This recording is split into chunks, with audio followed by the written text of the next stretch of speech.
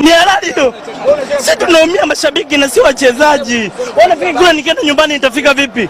Watu wamekaa kibao, mashabiki wa Simba naanza kunisema mimi. Offside kweli. Hello guys, karibuni ndani ya Soccer Connect, your number one and disputed favorite football analysis show ndani ya 254. I'm your host with the most kama kawa, Havigast Carlsberg, the football professor hapa. Yes, and here hapa the boy handsome Vincent de Paul hapa, Gabriel Khan. Yes, so finally after much deliberation tumepitia mingi, but finally tumehave kuleta watu wa Man U wote kwa set. Wamekuwa wakitupiga chenga sana. So today is the day. Mambo gani? This is the first time I'm the only winner kwa show. You know, hizi vitu tuliachia tu angwana peke yake. Champions. Yeah. Champions gani? Yes, so we'll be getting on to Man United shortly, of course, kama kao. Wako na shida nyingi sana. But before we want to, as usual, our new segment, leo hatuna so much news other than our weekly update ya predictions table so far. Vincenzo de Paul, sometimes nambuanga work hard lakini guesswork inasaidia. Vincenzo de Paul ni proof ya guesswork inasaidia. He's on top of the table na 12 points. Alafu sasa kuna hard workers, football professor na Havigast tumetai on 10 each. Losers. And then of course lazima tuinge kwa mtu wa Man United number last Gabriel Khan na 7 points. So the prediction table is taking shape pole pole and we will see, we will progress. Khan, by the way, work hard. Pull up your socks. Unayoga pia 5 points. Simuone na wapata hii game. Moja hawezi pata. Hapa moja. Singoje tunaona. Correct tu moja. Yeah, anyway, that aside, so let's get into the football. As usual, tuanzie na alikiko. Yes. Crystal Palace 1, Liverpool 2. Sidhani kuna match to talk about in this game. Apart from big up Liverpool, wame rescue 18 points from losing position. He is on the most of any team. And maybe the main talking point, Professor, ni officiating. Na feel referee alipea Liverpool chance kwa hii game. They didn't have a chance. Because na feel yo yellow card ya you, it was very harsh. Considering tena on the balance of play, both teams committed 17 fouls each. And ukiangalia Palace walipata 9 yellow cards as compared to Liverpool's 2. So hata Roy Hodgson alicomplain sana after game. Akasema the referees are spoiling the game. When he retires, he's not going to miss it. So what's your take on your game generally, officiating? Kwanza officiating hapa imekuwa ni story of the season so far. Those English officials, inconsistencies and disruption kama game hiyo wanaribu momentum ya game na some sulking, poor refereeing decisions. Yes. To the game, I think the same Liverpool, a team iko focus on what they want this season. Yeah. I think by now they have proved they are in the title race and they mean business. Top of the table. Top of the table. So I think majorly ilikuwa overshadowed by the referees, but I think Liverpool also, they deserved a point from the game. Tukiangalia the footballing part of it, they deserved the win. Yes, so Vincenzo, anything to add on new game generally, result, referee, balance of play? Yes, unajua kama dawa. Rekodi zinavunjwa na Mo Salah. Yes, alifunga his 150th Premier League goal. Yeah, kama ingia top 10 ya wale highest scorers kwa English Premier League history. Na pia alifunga the 200th Liverpool goal, which makes him one of the highest scorers hapo kwa Liverpool, behind some only a few legends hapo. Yeah, so ni kwa game poa. I think Crystal Palace ndio walala class kidogo. They were up there, walikuwa wanajaribu. They were trying their best, but after the red card, I think hiyo mentality pia small team iliwa cost and they fell to a good side, Liverpool. Yes, Gabriel Khan, do you think Roy Hodgson ako nitasema aje, like ako na right ya complain about ref on the balance of that game? Yeah, I think zizazi in overshadow performance ya Crystal Palace. I think Crystal Palace walikuwa the better side for like 73 plus minutes until you already kapatikana. So hiyo ndio ilikuwa game changer. So I don't think tunafai overshadow performance ya Crystal Palace. Jo after red kila kitu ili shift to side ya Liverpool. So officiating obviously ndio ili determine result ya Liverpool. Yeah, so based on that result, Liverpool will capitalize on other results in the weekend, and they are now currently sitting at the summit of the Premier League table. Yes. So sahi hao ndio everyone now is chasing Liverpool, as opposed to last week. Everyone was chasing Arsenal. So it's a very interesting season. Title race inakaa it will be very thick. Wako juu na 7 points, of which si mingi sana bado. Because the gap ni kidogo sana. Yeah. So let's move on to our next game. Man United 0, Bournemouth 3. And before watu wa United were way in, tuko na special dedication from Bournemouth. Walikuwa wanataka kufunga 4 but wakaona itaharibu because they needed 1 goal for manager of the month bao yake, player of the month bao yake, goal of the month bao yake. So that's why walitoa ile bao ya yini. So they didn't want your bao. They just want to replicate. Yes, they just want kila mtu aende hold, kila mtu aende kama amehold bao yake moja. Football professor, what's your take on this game? Na mlivunja record nyingi sana zenye we will be getting into baadaye. Okay, this game we were back to our usual mediocrity. Kiangalia all the aspects tulikuwa tu down. Tulirudi back to too much individualism na pale to cost sana, and hiyo to the basics of football hatukuwa nayo hata kabisa, because Bournemouth walitupata, I think in every aspect of play walitu hit in every aspect of play. Yeah, that's all I can say about the game. Gabriel Khan, unajua hapa si hatuna maoni sana. We've been accused tunaoneanga Man U sana. So we want the United fans wajitetee. Mimi sikufurahishwa at all na hiyo game. Kwanza tukianzia na lineup. Of course tuko na game na Bayern. Mbona tuanzishe Marshall? Tumekuwa tukicomplain all through about basics of football. Atunge create chances towards. Okay, nilisikia comments za Bruno akisema we couldn't drop bodies towards the box to create chances, but I think it was all trash. From every single player kwa picha kwa anaonyesha dedication. Tukilose ball, mbona mtu asionyeshe effort ya kufuata ball? Mbona ile basic ya tu kurun back, hakuna mtu anaonyesha effort? Tulidhani tu squad kidogo, at least watu watakuwa at least wa improve kidogo, but apparently ukipewa some players wanapewa few stats, wakishaanza game kidogo after sometimes wanakuwa sluggish, inakuwa annoying. Imekuwa annoying sahi juu tuoni as much as atuoni style of play. It all sums up to all my players waoneshe at least a few dedication. Yeah, but also on style of play. Yes. Unapata certain games tuko na style of play, like the Chelsea game. Tuko na style of play, into the Crystal Palace game about tulikuwa na style of play. But kidogo tu muendelee. Did you have a style of play ama Chelsea is just poor? We played better. I can say we played better as Chelsea. Like ukiangalia all the aspect tulikuwa ball retention tulikuwa good, because kuna msee aliniambia dominate possession.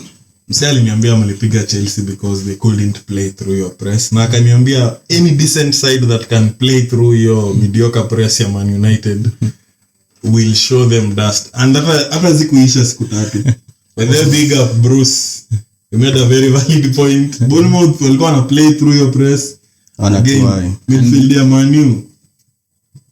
I thought tulikuwa better hiyo game ya Chelsea, but apparently if tungekuwa the better side tungeshow the exact same performance game ya Bournemouth. Juu the same ground with a weaker opponent. So inamaanisha Chelsea ndo walikuwa poorest.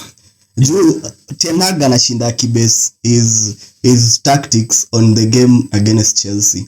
Hiyo ndo inakuwa kadi yake ya kucheza. So imekuwa excuse. Akiulizwa about the dressing room, anasema game ya Chelsea ilionyeshwa. Akiuliza juu ya tactics, game ya Chelsea. But hiyo game ya Chelsea ishaisha. Tumelose against Bournemouth. Tunaenda kuface Bayern, tunaenda kuface Liverpool. Tutatoa wapi point? My lord. Again McTominay pia anamfula mabao. Exactly. McTominay is a midfielder. Mbona tuanzishe McTominay anamfula mabao. McTominay anamfula mabao because ukiangalia tu midfield tu inapotenga nani Amrabat alibaki kama kwa Manchester United kwa midfield juu. McTominay kazi yake ni kukimbia tu mbele. Anaenda hizo marani. Ndio atakimbia kwa box. But waka siku gani vizuri hizi games mingi tunapanga overrun kwa midfield. Why? True. Exactly, especially tukirespond. Tunapanga overrun kwa midfield. Amekuwa so far like tena amekuwa akicheza double pivot since akuje Man U. Ameswitch to single pivot, alafu anachezesha McTominay anamfunga mabondo kwa maana anacheza hata game za fai kucheza. Utamwona tena against Bayern atachezeshwa. Najua tuko na injury but mbona why? Ten Hag. Mimi nimechoka. Ten Hag alisema in his system anataka McTominay akwe the most advanced midfielder. We understand the reasons because it's intuition, final third na nini but sasa shida ni Kenya anakupea na Kenya anakunyima, anakupea 2% anakunyima 98%. True. Yeah, so basically naona hii show mnaweza fungua roho yote. So acha ni Vincenzo hujaguzia Manchester United before I read some very interesting stats hapo. Okay, obvious kitu sasa unaelewa United is just negative things, but I think ni kitu same problem amekuwa nayo all season, na I think it's high time now United waanze kumulika coach Ten Hag now, because usiniambia all these problems yes nitakuwa ni players ndio, but at least as a coach unafaa change tactically, inafaa hata kama ni mbaya aje, because that was so much embarrassing against Bournemouth at Old Trafford 3-0. Bournemouth hata I'm sure hata wenyewe walishtuka. Hako watarajia sasa hata Old Trafford. Unaona hapo kwa embarrassment, it's the first time Man United have lost at Old Trafford against a team starting in the bottom half of the table. Bournemouth maisha yao yote they have never kept a clean sheet at Old Trafford. Bournemouth have never scored 3 goals at Old Trafford. So hii ni another catalog. So that's a total embarrassment. Yes, and then Man United have lost more Premier League games at home since Sir Alex retired. They've now lost 35. As opposed to zenye Ferguson lose during his 21-year reign at Old Trafford 34. So Saim shall lose 35 Premier League games at Old Trafford in the few years. Na Ferguson mwenyewe in his all career at Old Trafford ame lose only 34. Na yeye lose 35. Yes. So since David Moyes. Yeah. So I think pia lazima to big up opposition. It's not every time that a smaller team beats a big team that it's all about the big team being bad, because Bournemouth did it with the style of play. Andoni Raola, nimekuwa nikicriticize Ten Hag sana about he could try to take shortcut to style of play. Andoni Raola alisuffer the first 10 games. He was getting beat kila week.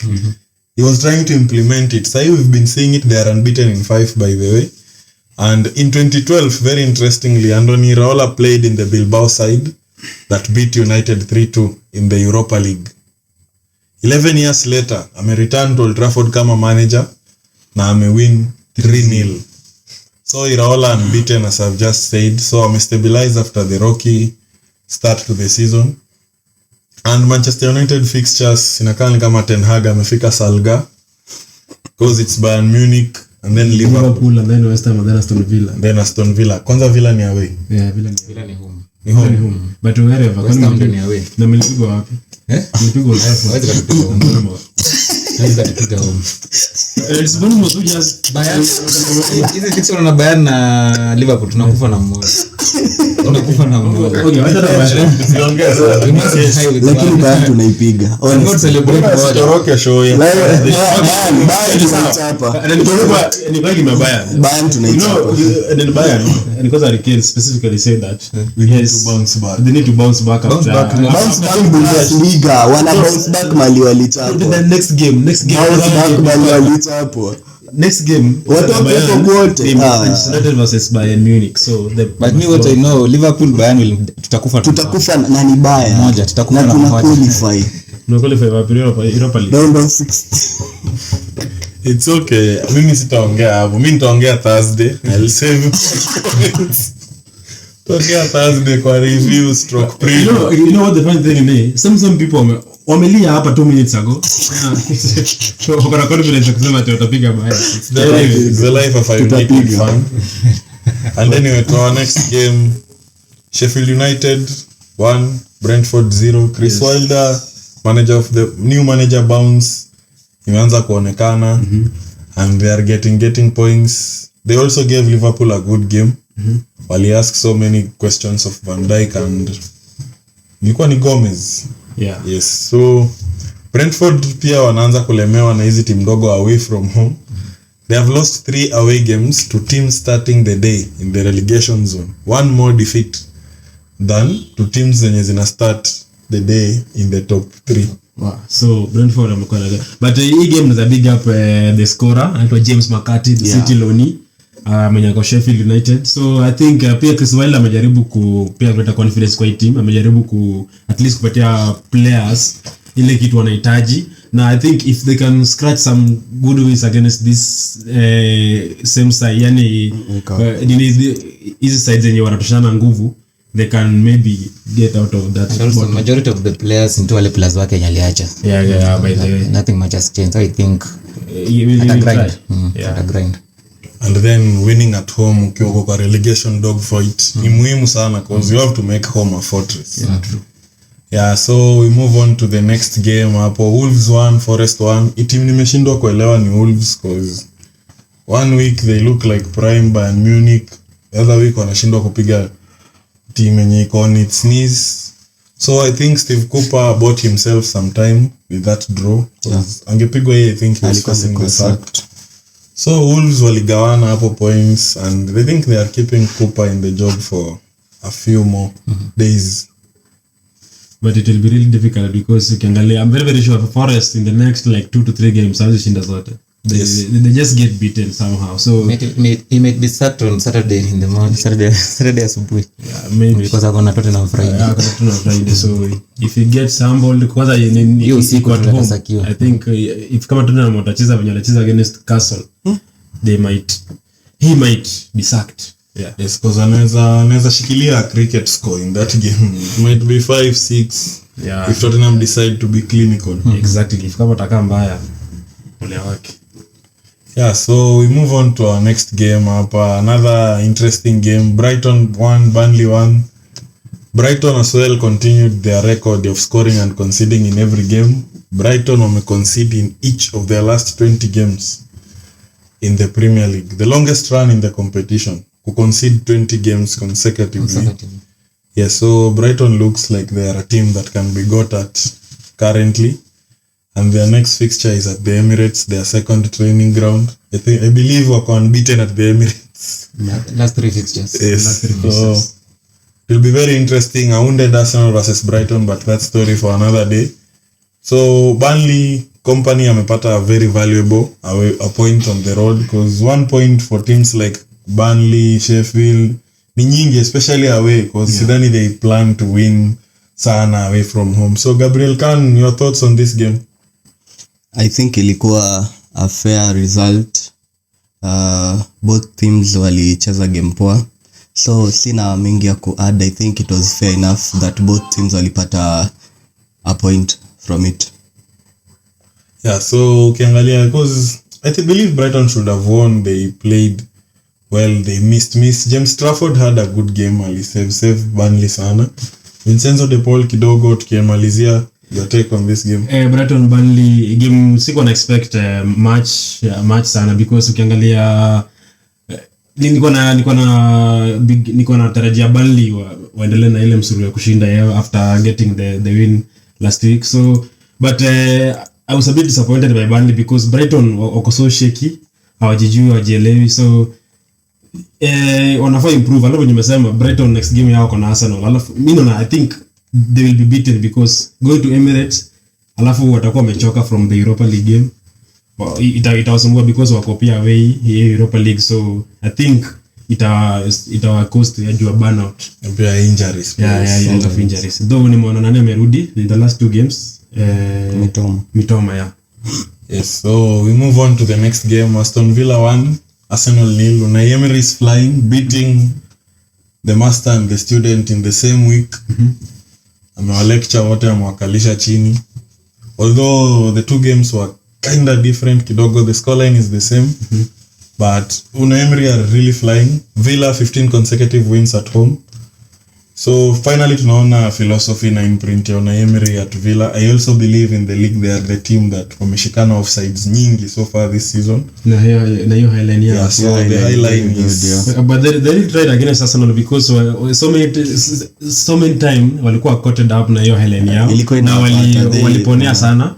I think Villa just ni kitu tu kwa sahi because ukiangalia I don't think they can maintain that being at the top 4 for a very long time.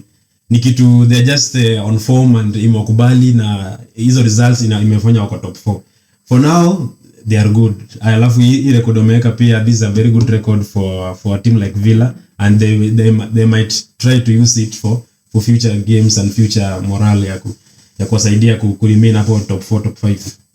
Yes, Gabriel Khan, Villa is the only team enye haija drop points from winning positions this season. Like if they score fast, if they take the lead, they don't lose the game. Yeah, they don't lose by the I think match iko based on the discipline. Yes. I for one nilionio game, and I think they have very disciplined players regarding the shape and the position kila mtu ana maintain, and but hatuwezi underrate pia performance ya Arsenal. I think ilikuwa tu luck kidogo tu, walikuwa tu wana need a bit of luck, na pia some few players wako kwa clinical towards goal. Otherwise ilikuwa win poor, an early goal, then waka maintain all throughout, walikuwa na defend their goals because Arsenal walikuwa dominant, unlike hiyo game ya City. So I think Arsenal walikuwa na good game, but it was luck yenye ilipea Aston Villa hiyo point. Me I don't think it's luck. I think it was just because they scored fast, alafu they really tried to maintain their game plan, na ili work for them. Yes, Arsenal missed their chances, but it really worked for them because if kama moja luck nile paka maybe something like penalty nini ya kitu kama hiyo. So football professor, what's your take on Villa this season now? Now what do you think ni heights gani wanaweza achieve this season? Like unadhania wanaweza challenge for the league top 4 maybe? What do you think is the best they can get? Like nikifanya comparison, yes, ukiangalia at this stage of the season, Leicester, the title winning team, ilikuwa na 35 points at this stage of the season. Aston Villa pia ukiangalia at this stage of the season wako na same points. And this is a motivating factor kwa Aston Villa. And at 35 points, no goal difference wako na, we don't expect them to go down. Hii kuna hata morale, kuna ile belief kwa hiyo team, and the team zinafaa compete na wao kuwatoa kwa hiyo position, zina struggle huko chini.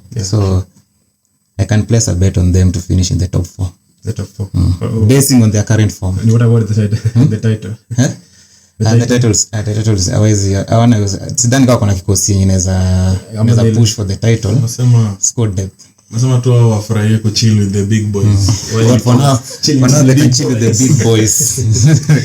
And again, yes, to the game, I think the Arsenal side, I think Arteta alikuwa too rigid na hiyo game, because hiyo ni game alikuwa na win cleanly. Because a team that is playing high line, ukiwachapa tu counter attacking mzuri unawapiga bao mingi sana. And hiyo Kenya Unai alikuwa anajaribu, I think Arteta tu alikuwa too rigid tu na tactics zake. Hiyo ni game angeshinda rahisi sana. Rahisi angetaka kushinda. Yeah, I think sidhani mimi nilikuwa na issue na tactics za Arteta. I think Arsenal wali waste so many scenarios in the final third. Arsenal ili breach your high line. So many times. Shida ilikuwa final ball. Either the final pass, the cross, but that's football. As Arteta anapenda kusema, football is a game of 2 boxes. What you do in your own box na what you do in the opposition box determines if you win or lose. And at the end of the day, it turned out Villa were better in both boxes. mengine tunaweza shinda hapa, we can duel tuseme nani Odegaard ange sijui Ali hakufanya.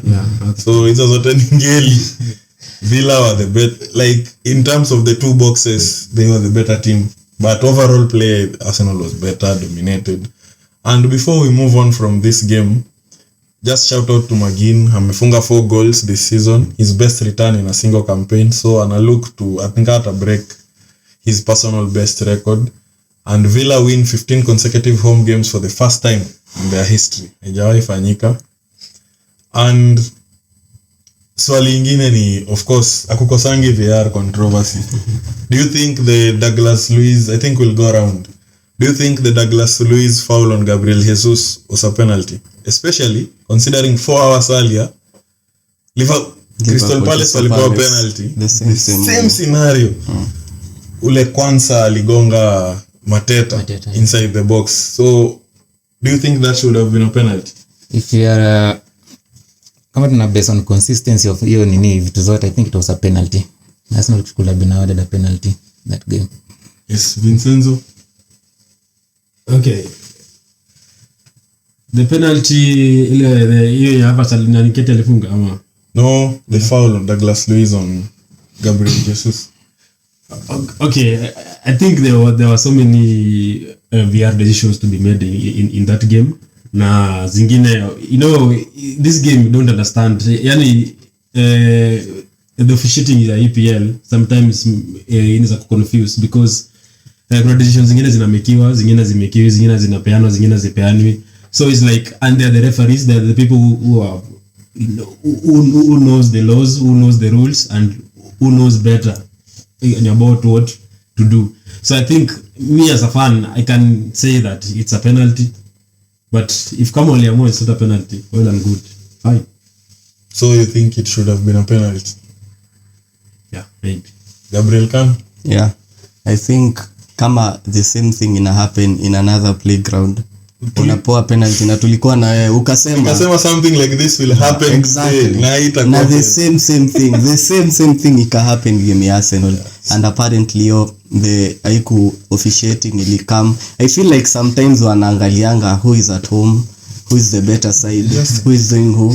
Juu hawezi kuwa unapeana hii hapa then unanyimana. Sometimes pia kama the referees wana script game. Wanaamua tu. That's the saddest bit. Because hiyo ndio reason hata if you watch that, niliwatch 6 minutes ya Roy Hodgson akirant jana.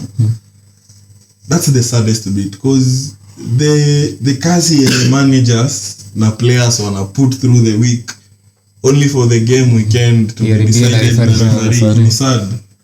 But again, another VAR incident. They disallowed goals. Sijui kama ni Havertz ama ni Nketiah, whoever scored. Havertz. Do you think the goal should have stood? Swali yangu kwa ya kwanza ni hiyo. Ya pili ni ukiangalia hiyo video, Cash ndio akona handball, yeah, true. From the Havertz header inaenda kwa the same penalty yenye Chelsea ilipewa against Arsenal. Yenye Saliba alishika, it was headed just less than a meter from his hand na haoni ball is in the air. Do you think that should have been a penalty, Gabriel Khan? Yeah, I think ilikuwa straight penalty. Ref kama aliona handball ya Havertz, obviously alikuwa in a better position kuona handball ya Cash. Ju come on, uko tu hapo. Referee and ilienda kwa VAR and they didn't look at hadi kuangalia the first handball. So I think pia ni mambo na favorism and I don't know, mimi sijui wanamwanga aje. Juu kama hakuna mtu anajua, ni si wote. Ini kitu I think if kama Cash yakasi handball then Havertz pia si handball, sindio? Then give the goal. Exactly. Ni kama Cash si handball, basi Havertz pia si handball, sindio? Then give the goal. Yes, zote ziligonga mkono. Na hakuna mwenye alikuwa anataka, ni ball ilikuwa. So I think I don't know, but ni kama mind yangu inafikiria like Premier League officiating kama wanataka kusabotage the VAR thing somehow. Yani you hata it take long sana kukubali VAR kuja EPL because I think VAR is not the problem. They just can't come clean. But they're using that VAR thing now to destroy the football. Ndio nasema hiyo game ya Arsenal hiyo ni chance ya mwisho. Ilikuwa simple, it's either handball ya Havertz ama it's a goal. Yeah, Na kama Havertz alishika, na kama alishika sina zinajicancel the goal stands. inajikanza the goal stands. The issue mimi now ni they want to protect. They can't accept. VAR is just a machine ya kuona replay. Ni ref ndio ana decide. And but ukiangalia So they don't want to take responsibility like their refs are poor. So they want, that's why unaona hata media, it's a sponsored initiative. Wanna blame VAR. VAR is just a machine. Sino nasema it's like they're trying to sabotage this very thing. Ni kama wanataka kufanya hivyo mpaka watu complain mpaka sisi fans tuseme now don't use VR. Because England ilikuja mwisho hapa the hata ni kama it's like FIFA threatened them. Same way na nini inaitwa aje? Same way hawataki kutumia semi automated. Yes, semi automated and it's very easy because hii mambo ya offside kuna nyingine ni offside, nyingine si offside, inachora zigzag. You watch Serie A offside like hawananga drama ya offside iliisha. Hakunanga. You watch La Liga drama ya offside iliisha. You enjoy to ball. Like unaona tukicheza versus Galatasaray ile offside goal ya Mauro Icardi, England ndio bao ingesimama. By the way, semi automated ile nini offside. England ndio ball na hiyo bao inakuambia. Alafu wakuambie he wanted it more. Hiyo bao, unaona hiyo bao ya Havertz yenye walitoa. If Villa score that goal na kuwashow hiyo game ingeisha tu nini. Ingekuwa bao ya Villa, hiyo game ingeisha tu nini. Ni hata si hivyo. Unaona the game against Newcastle hiyo yenyu. Unaona hiyo semi automated imemundo design ya ball ikiwa nje, you will see it ikiwa nje. So hiyo semi automated pia itasaidia. Hiyo ball iko nje na ita sense kwa saa. They don't want England. It's also down to unaona pia mareferee wa England ama center referees especially na hata maybe hao nini au the assistants wengi wana support hizi timu ndogo ni mafans wa Newcastle, Aston Villa, Birmingham.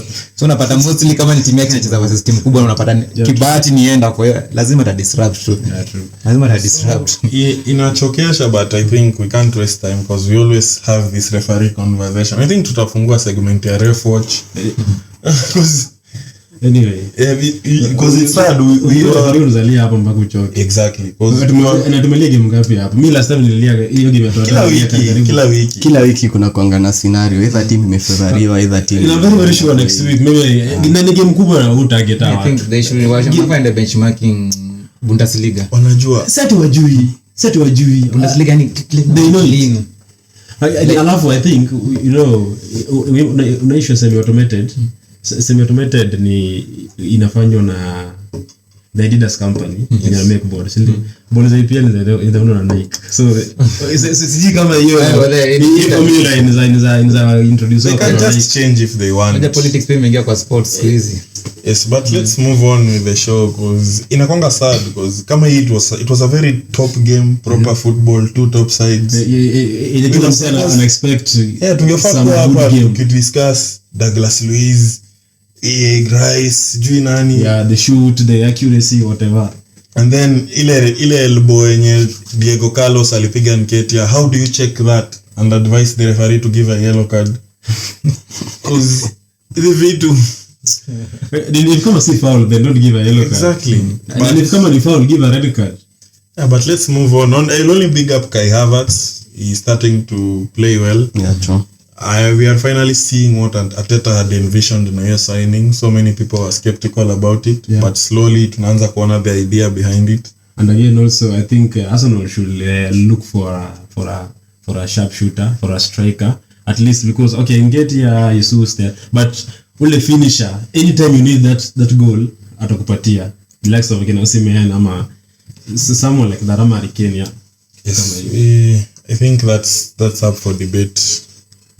I think imeanza kukua necessity the more time in a move because kuna certain games that fine margin because it cost somehow uko mbele. Yeah, maybe hata sisi. Let's not make this an Arsenal show. We've spent so much time hapa because of referee anyway. Everton 2 Chelsea 0.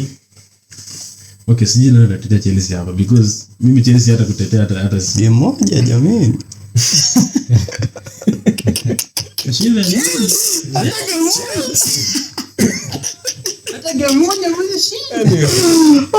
Everton have won 3 successful Premier League games for the first time since March 2021, while Shandai has done so for the first time since April 2019 akiwa Burnley. mimi hata sijui niseme nini kuhusu Chelsea cause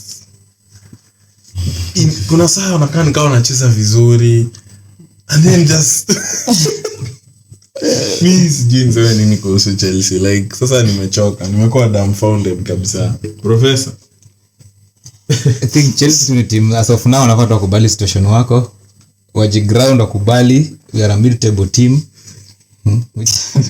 Wakubali they are a mid table team, but tuki work hard tunaweza rudi in future because ukiangalia the way wanacheza sasa and the mentality ya players wao, alafu kitu mentality tu yani unapigwa alafu coach aenda kwa meeting na kusema you need more transfer.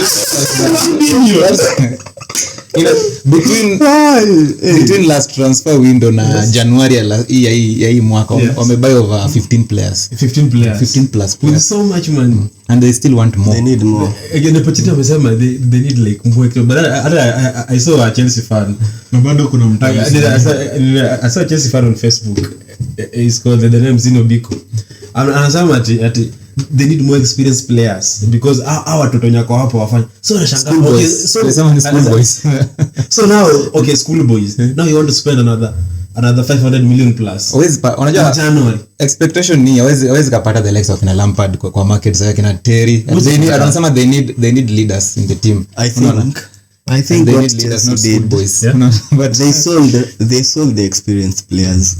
Nika they wanted to start a new project, so they sold every experienced player and replaced them na Palma, the youngsters. Chukwuemeka. You cannot win anything with kids from the lazima because it's a project and I think acha nitete Chelsea. I think I will side with Pochettino because kitu wanafanya it's as if nilikuwa nasema it's as if ni team imetoka from relegation imekuja to the league juu ilikuwa imeanza vizuri, so hadi admit it will take time and you na appreciate, so the moment una accept it will take time and eventually wata catch up, eventually hata kitachukua, alikuwa anasema itachukua a year or so, and I think wana build something special juu kiona as much as sometimes wanakuanga na game plan, sometimes inakata, it all adapt to the players, but I think in the management side I think kila kitu iko stable na me think Chelsea at some point ataka season at some point watapik. Also we were in this familiar because kuna Arsenal ilikuwa in this familiar trajectory first early reigns za Arteta because it takes time. Kitu muhimu ni wakubali na wapitie that campaign. Wasikuwe kama Mani wanajaribu kupita shortcut tena wanarudi huko kwa kwanza tena.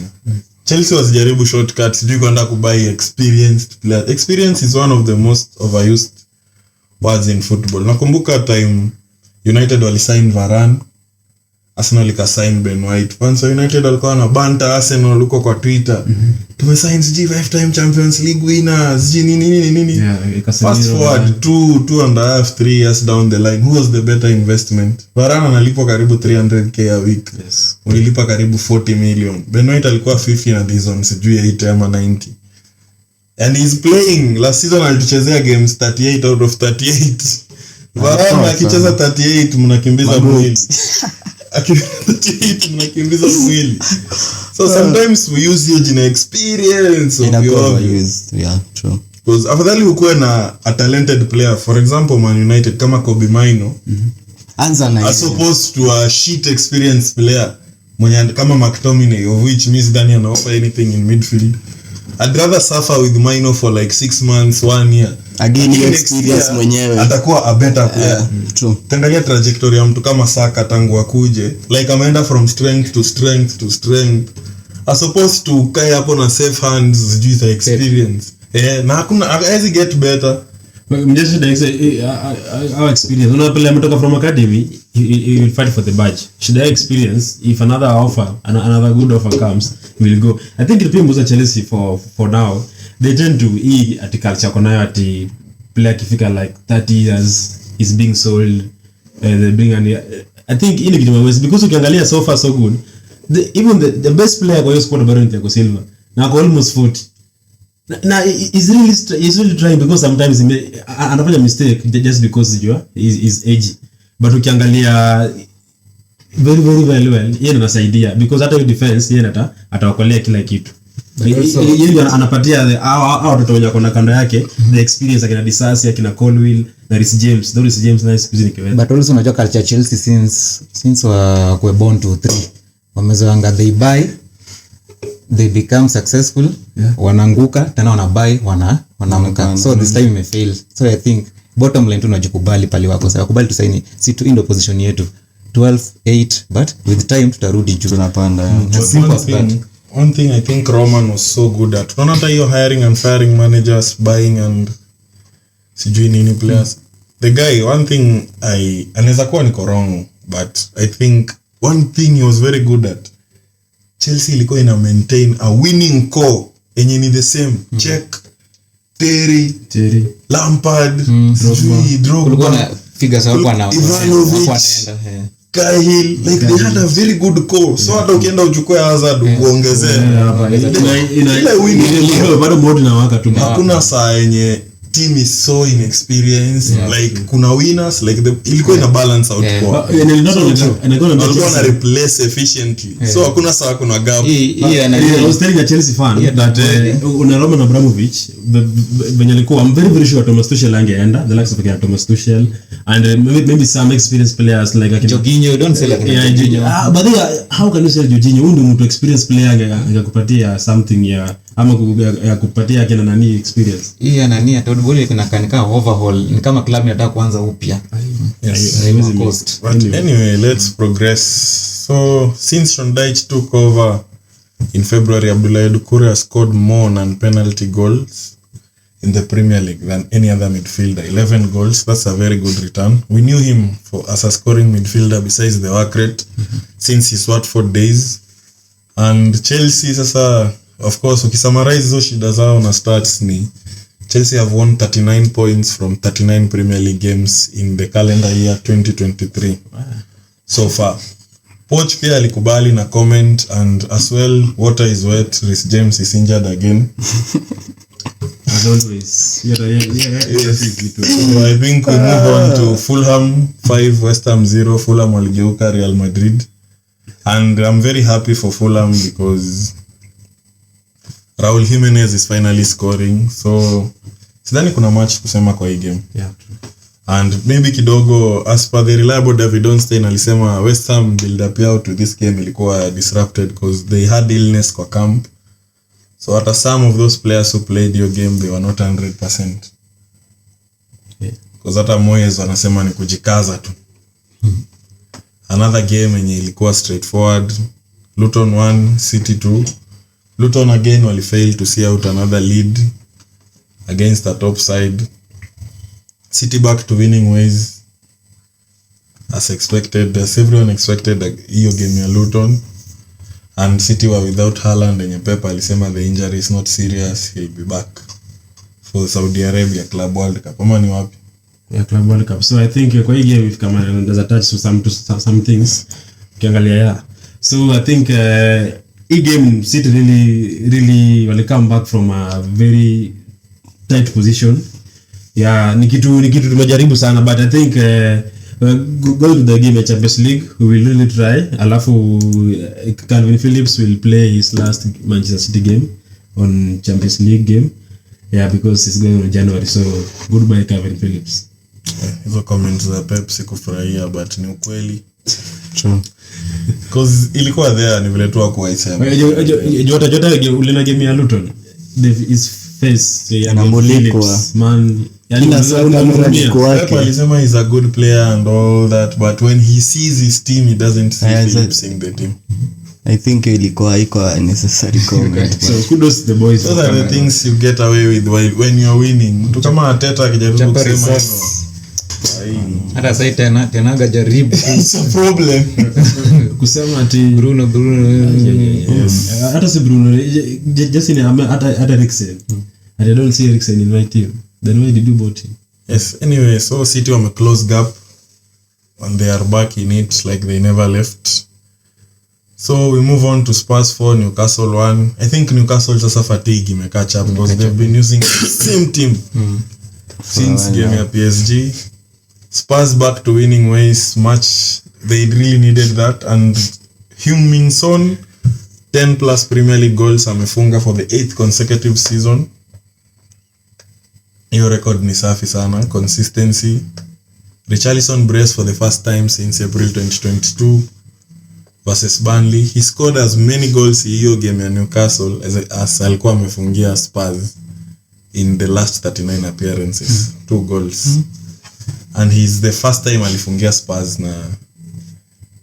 na mguu. All his previous Spurs goals zote zilikuwa vichwa. Yeah, so Son Heung-min is the 7th different player to score 10 plus Premier League goals successive seasons after Wayne Rooney, of course, Frank Lampard, Kun Aguero, Harry Kane, Thierry Henry, Sadio Mane. So his consistency is up there. He's being very consistent. Something to touch on the Newcastle and Spurs before we finish. Newcastle injury zimewashika. I think hata going to the last game of the group stage ya Champions League, hiyo game anaenda ku lose because Tank imeisha. Hiyo team better low. Na wasipochunga they might get hammered. Yeah. I think ilikuwa a match deserved win for the Tottenham side. Yeah, mnaongelea fatigue. I think hiyo ndio ilikuwa the main reason. Jo alikuwa na readiwa every time transition. Trippier defending. Yeah, the last few games amekuwa akipeana team. Amekuwa akitekiwa on, making a couple of many mistakes actually, and imekuwa cost him. So I think wana need to drift na okay, hawana hadi watu wa ku replace, so itakuwa tough sana, but big up to Postecoglou. A well deserved return and ilikuwa game entertaining. So, yes, so before tumalize, I have a question. Unai is the 5th manager to win 15 consecutive home games. Can you name the other 4? Unai is the 5th manager to win 15 consecutive home games. Yes. Consecutive home games. Guardiola? Yes, can. Ten Hag. Serious. Kwa Premier League. Pep ashatajwa. Klopp. 15 consecutive. 15 consecutive. Yes, Alex Ferguson. Na mwisho ni Roberto Mancini. Singepata. So guys, thank you very much for the likes, the views, the everything, comments. Yeah, Soccer Connect, where the game comes alive.